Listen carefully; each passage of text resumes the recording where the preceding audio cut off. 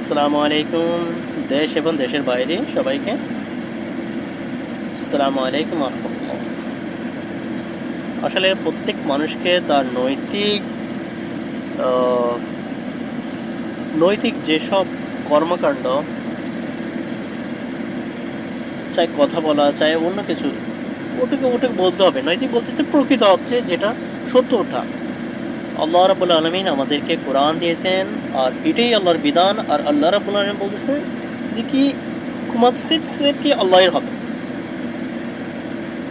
আর এর জন্য আমরা যারা প্যাট পার্টি করি, আমরা যারা নিজস্ব দল বানাই, নিজের মতন করে চলি, নিজস্ব দলের মতন কি করছি, দুর্নীতি করছি। নিজস্ব দলে কি করছি, দেশের ভিতরে অরাজকতা সৃষ্টি করেছি, দেশের ভিতরে দেশের মানুষকে অস্থিরতা করে দিয়েছি, দেশে খুনাখুনি, অবিচার, আমার একটা রাইট আছে, ঠিক আছে, আমার 5টা জিনিস মৌলিক অধিকার আছে, আমি ওগুলো থেকে বঞ্চিত হয়েছি। এই পেট পার্টি করে এরা আল্লাহর বিধান তৈরি করে। আল্লাহর বিধান যদি কায়েম করতো বা আল্লাহর বিধান যদি ওরা পরিপূর্ণভাবে মেনে নিত, তাহলে কি আমাদের দেশের মানুষেরা নিজের অধিকার থেকে বঞ্চিত হতো না, নিজের হক, নিজের বিচার ব্যবস্থা, স্বাস্থ্য যেগুলো হচ্ছে এগুলো থেকে হতো না। আমরা অনেক কিছু দেখেছি অতীতে। এখন আমাদের টাইম হচ্ছে শুধরে নেওয়া।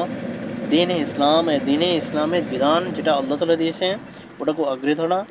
এমনকি একটা একটা মহলে হয়তো বা বলতেছে যে কি জামাতে ইসলাম একত্তরে আমরা কেউ দেখিনি, ঠিক আছে।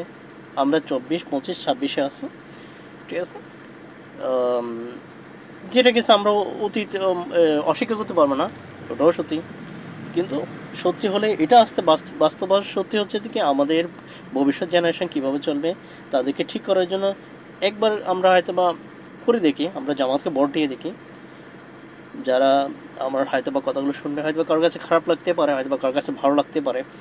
হ্যাঁ, আপনারা সবাই আপনাদের জায়গা থেকে আওয়াজ উঠান।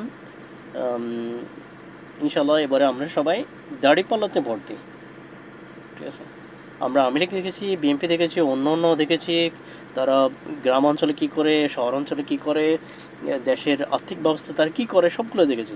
এমন কোনো রাজনৈতিক লোক বলতে পারবে না, আমার জানার মতো, আমার এই যে আজকে 36 বছর 35 বছর বয়সে আমি দেখেছি এমন কোনো রাজনীতিকবিদ, দিন ইসলাম এর রাজনৈতিক লোক ছাড়া, প্রত্যেকটা লোক যে কারাপশন না, তারা দেশের অঞ্চলে একেবারে নেকড়া কুকুরেছেন ওই ধরনের লোক ছিল, তারা আজকে রাজনৈতিক বিষয় আছে, তারা কি আমাদের উন্নত করবে।